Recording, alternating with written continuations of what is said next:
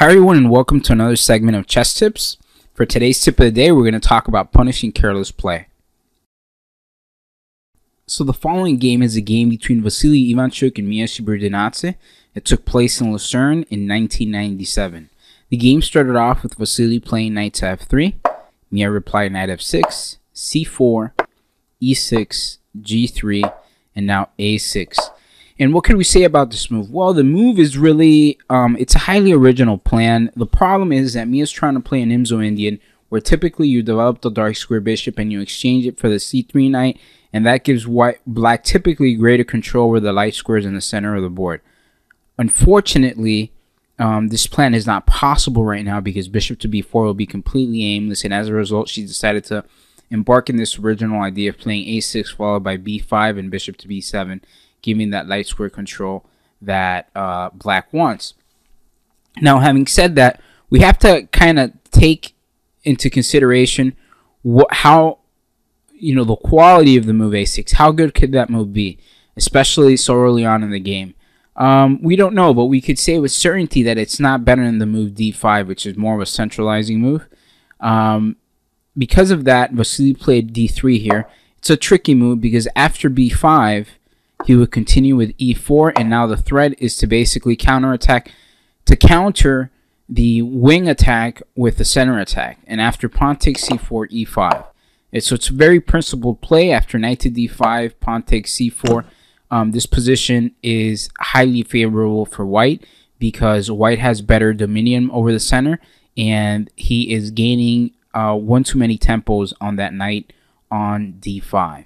So going back, the game continued c5. Then Vasily proceeded by playing bishop to g2, b5, and now the previously mentioned plan of countering that wing attack with the central attack, e4. And Mia now played the quite aimless bishop to b7, not taking into account what his threat was, and e5 was played by Vasily. And now black is going to have problems with his knight because it doesn't have any safe squares. The only square is knight to g4. White castles. And now rook to a7. And this is another, I guess she's trying to play in an original fashion. It's partially prophylactic because it's removing the rook from this diagonal. And it's also protecting the bishop on b7. But the threat is simply to go bishop takes f3, and after bishop takes f3, knight takes e5. So she's trying to pressure the e5 pawn. But we don't know how good that could be, especially after she's neglected the majority of her development. That rook move is really not one that would go in harmony with her whole position. And as a result, she is really engaging in a pawn hunt early on in the game, when she hasn't really developed the rest of her pieces. So typically pawn hunting is something that every amateur learns early on in chess, that it's not something you should pursue, especially in the opening. So now Ivanchuk continued with d4. And this is something that we want to illustrate as part of today's tip, and that's that typically when you have careless play, if you, at the very least, follow the theme or the concept of centralization, you're always going to outplay your opponents when they play aimlessly, because qualitatively the value of your pieces are going to be better. So by playing d4, white is not only bolstering his e5 pawn, but he's also creating the positional threat of playing d5, preventing this bishop from having an active diagonal, and subsequently playing d6, trapping this bishop for the rest of the game. So right now the capture pawn takes d4 is no good, because after queen takes d4, we fork the knight on g4 and the rook that's on a7, and so as a result it fails tactically. So white is doing good by centralizing. Pawn takes c4, and now white gains tempo by playing knight to e3. This is a very interesting way of developing the knight. The idea is to capture on c4 and then eventually head over to d6. Black is going to basically go through a little bit of pain or hell as a result of their careless decisions. The game continues now, bishop to d5. So here we're violating another opening principle, and that's the one of not moving the same piece twice in a chess game. I guess Mia is just playing overly ambitious, and she really wants to hold on to all her material. Now Vasily plays knight to g5.